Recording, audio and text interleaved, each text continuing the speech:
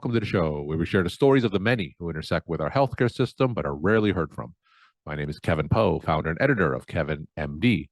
Rate and review the show at kevinmd.com/rate.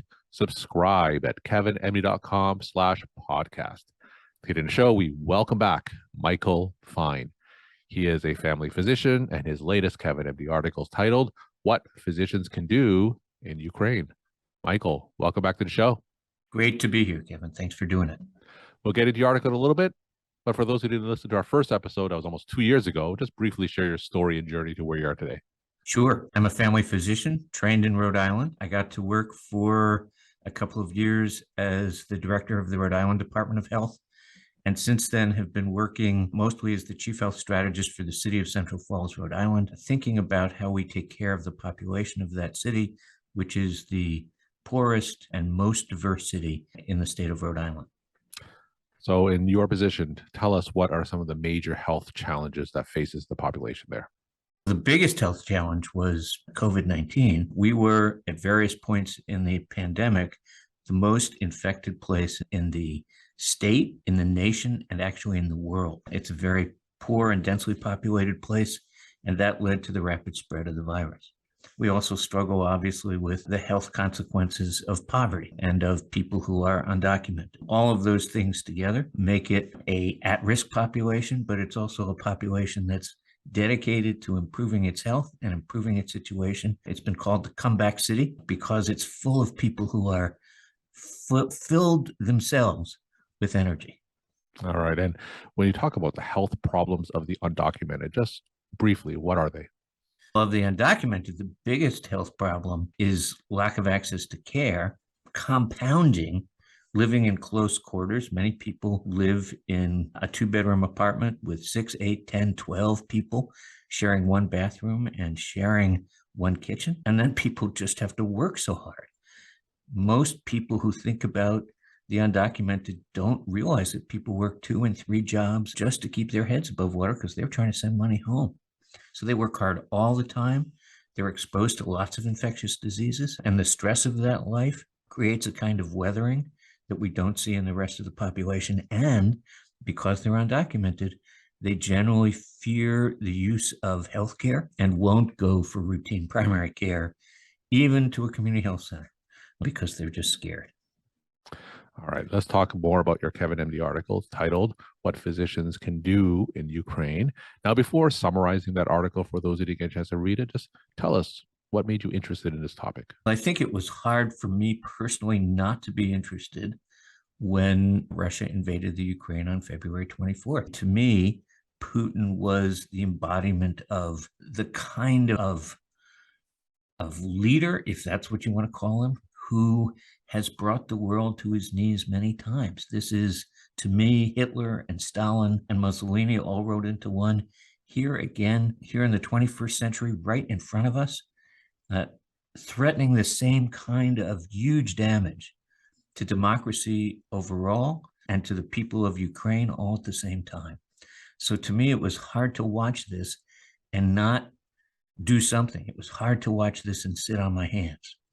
So on February 24th, as soon as the invasion happened, I got on the phone and started trying to find someplace where I could go and help in some way. And figure I'm an old guy. I don't have much at risk, but I needed to do something to protect the people who are younger and are at risk. So I made a bunch of phone calls. I didn't get very far. In the early days of the invasion, nobody really knew what was happening. And then over time, I managed to find someone who was from Rhode Island and was in Ukraine, a guy who is generally thought of as very conservative, but who had gone to the Ukraine himself, a radio host. And he connected me to an organization called Humanity First, and that let me arrange to go and to work at the border at Medica, which is the border town in Poland between Ukraine and Poland. It was really the only place people could walk across the border. And that was the place you saw on television where there were thousands and hundreds of thousands. And actually, by the time things calmed down, about 5 million people crossed out of Ukraine looking for safety, and many of them crossed at Medica. So I had the honor and privilege of working with Humanity First in a mobile or then tent clinic, doing primary care and urgent care, whatever anybody needed, to people as they came across the border. So take my audience into that experience. Tell us what you saw there. First, we saw people and heard people walking across by the hundreds a day, walking down this pathway from the border station to a bunch of buses they could take to get elsewhere in Poland. The buses would take them to trains and so forth. And those people were fleeing devastation. They were carrying their lives in their hands. The character of the pavement was such that you could hear the rattling of their suitcases as they rolled down, constant rattling of their suitcases. And the other amazing thing about it was the human flood itself was fairly intense. The other amazing thing was that there were hundreds of people, volunteers from around the world, working for non-governmental organizations, doing all sorts of things to try to help and support these people who were running for their lives. So the people would be met at the border by volunteers in red and yellow vests, and the volunteers would help them carry their suitcases, sometimes wheel them in wheelchairs, help them carry their pets from one place to the next. Along the way, there were multiple places that would provide them with food and phone cards. They could have coffee and tea and chai and pizza and all sorts of things. An organization called Siobhan's Trust, another one called World Central Kitchen.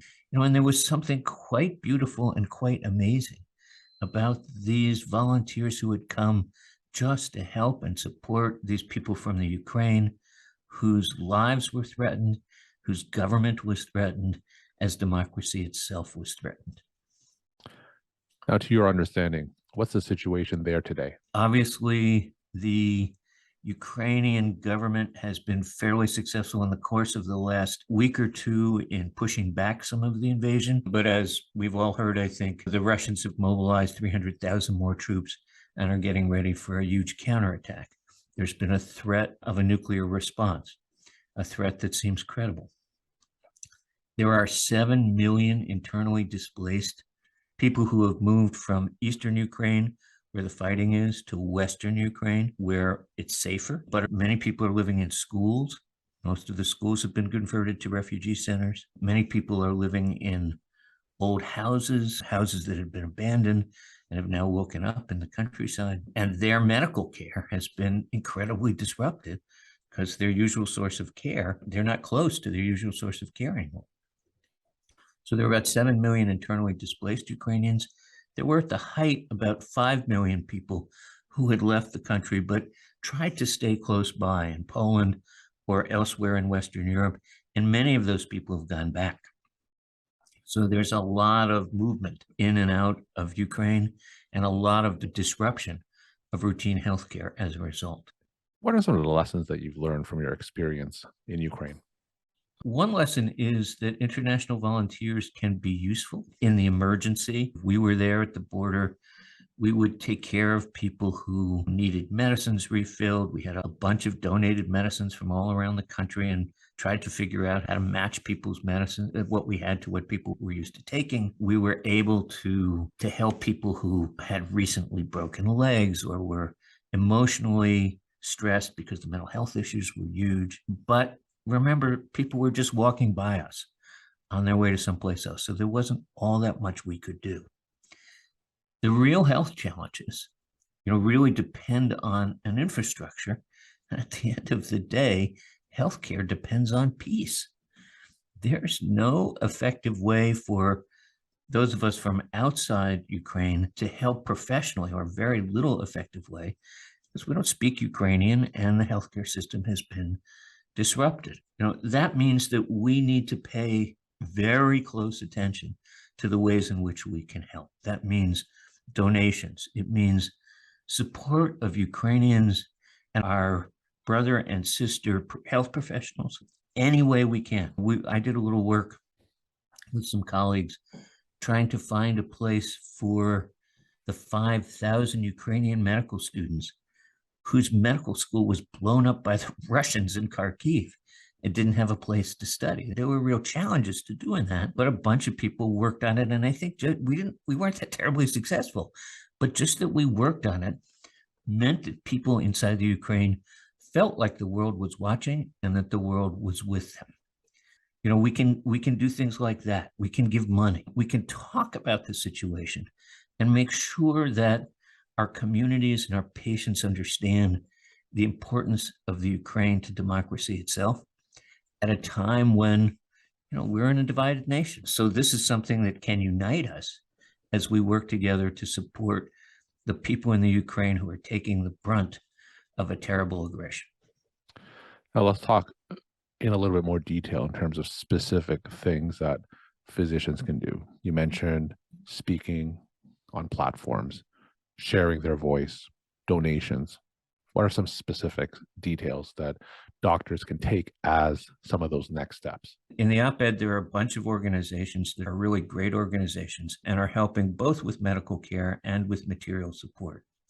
So supporting those organizations, checking out their websites, sending money, then telling other people in your communities and telling your patients about it, I think is an important piece. It's actually worth paying a fair amount of attention as clinicians to people who are themselves Ukrainian, because they're incredibly stressed. And just, you know, sort of in the exam room, recognizing that, checking in on how their families are doing, I think those things are incredibly useful. In Rhode Island, we worked with 2 Ukrainian churches, making sure that they felt connected and supported. And I think that was helpful as well. But I think the most important thing clinicians can do is to recognize that they themselves are trusted messengers, that physicians are the people who patients trust and listen to. And so when we say, gee whiz, it's bad here, but think of what's going on there, and let's remember that we need to support and can support them, I think that carries a huge amount of weight. We're talking to Michael Fine. He's a family physician, and his latest Kevin MD article is titled, What Physicians Can Do in Ukraine. Michael, for those physicians who are interested in traveling to these areas marred by conflict, you said that you had a few connections, but in general, what are some of the next steps that clinicians can do if they actually want to go to these areas of conflict and help in person? I think it is very useful to have or prearrange something with an organization that is skilled at doing this, both for safety and for effectiveness. And the last thing anybody wants is a bunch of American docs who are well-meaning but don't speak Ukrainian, running around in a conflict zone, putting themselves and other people at risk without having a clear sense of mission and the logistical support you need to practice medicine intelligently. So there are great organizations like the International Medical Corps and Médecins Sans Frontières, and I think the International Rescue Corps that coordinate this work. And it's worth going on their websites and seeing if the way they work works for you. Some of them require a fairly substantial commitment, 6 months to a year. And that's more than some people can give, which is somewhat of a limit on it. But it's worth, and I think it's really important to do that research before you go and find somebody who you can work with. I was able to do that with a colleague who went after I did. Unfortunately, in the Ukraine, unfortunately, I don't know which is correct, but at the moment, there don't seem to be good options for those of us who have 2 or 3 weeks to give. It requires a much longer commitment, but it's worth thinking about and it's worth doing when it's needed. The wonderful thing is that stream of refugees coming across the border at Medica has reduced fairly significantly. So the need for that kind of episodic, just be there at the border doing urgent care, the need for that is much diminished. Doesn't mean there aren't other sorts of needs, but it's worth making sure that the Ukrainian Ministry of Health and Ukrainian organizations are looking for that kind of support and making sure that there is clear work for people to do. And my final question, what are some of your take-home messages that you want to leave with the Kevin MD audience? The biggest take-home message is the importance of democracy itself. There's no healthcare that we can do that has any meaning if we don't have peace. You know, the last time I got to talk to you was about Dr. Bernard Lown, and if he taught me nothing else, He taught me the importance of the context for medical care. As he said over and over again, if there's a nuclear war, all the healthcare we do doesn't matter. If there isn't peace, all the healthcare we do doesn't matter. And I anyway think democracy is critical to peace. So if there isn't democracy, all the healthcare we do doesn't matter. Making sure that we get our priorities straight and focus on that context, making sure that we do what we can do to protect democracy and create peace is critical to our missions as healthcare workers. Michael, thank you so much for sharing your story, time, and insight. Thanks again for coming back on the show. Thanks for having me. Hope to talk to you again soon.